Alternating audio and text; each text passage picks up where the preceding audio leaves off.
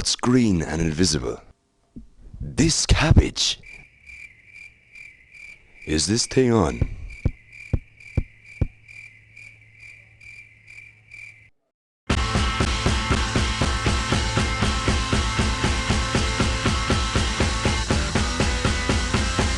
I wouldn't recommend anybody get into stand-up, to be honest. Get a proper job.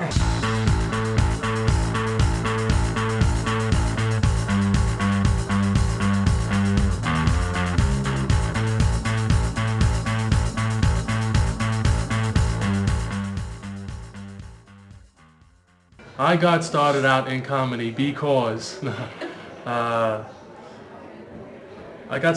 did my how did I get started in comedy? Yeah. All right, yeah, I guess well, I did my first open spot in 2002.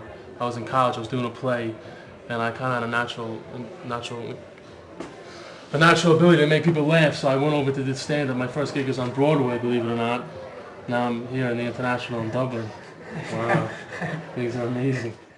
You do 5-minute open spot, and then if you do okay there, like you come back and do like 7 minutes a few weeks later, and then 10 minutes, and you kind of build it up a bit like that until eventually you start getting paid. A friend of mine was an ins officer at a comedy night. He suggested I do it. I did it, and I got booked to be a compere in 3 clubs that night, and died spectacularly for 2 years after that.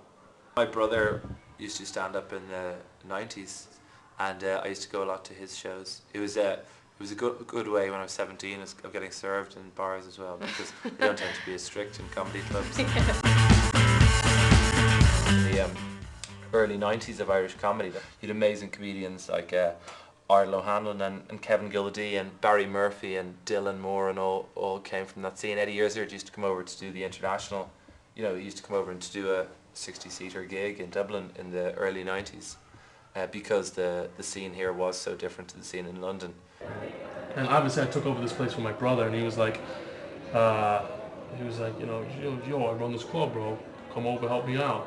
And I was like, all right. And I just came over and I started. I had no idea, like, this is the International, the place where so many Irish comedians started. Like, when this place first started, a lot of new guys would start here. Like, this is the place to start for new people. Yeah. But it's a little bit different now. The market is bigger. Comedy's kind of gotten bigger in Ireland.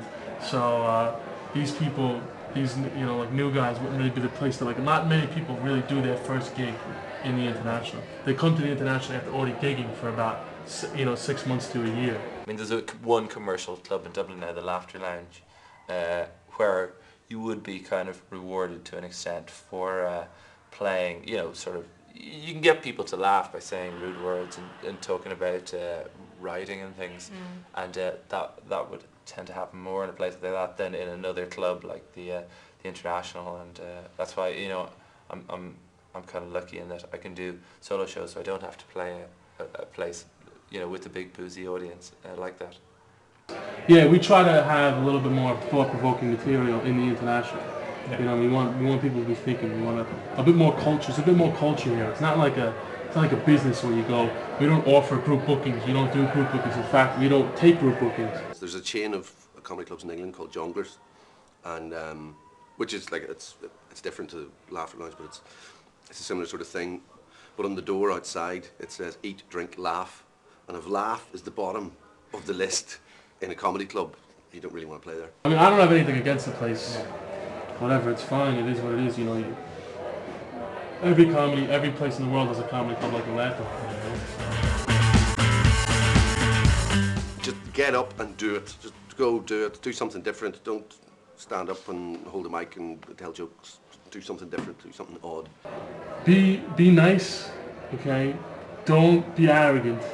You know, get your good 7 minutes. The comedy speaks. The audience is the judge. If you get a lot of laughter, you will be looked after. Just do something that's a bit different, and it'll get you noticed more than standing up and being the same as everybody else. And you see, there's biscuits as well. You see.